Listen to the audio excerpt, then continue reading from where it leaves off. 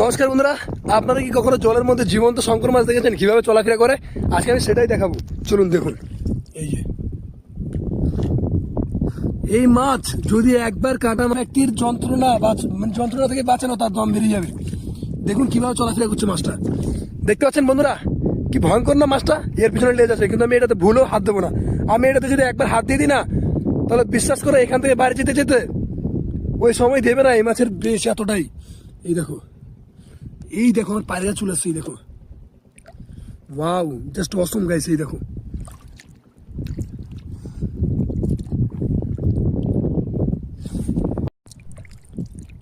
এটাতে একদম প্লেন মাছের মতো লাগছে।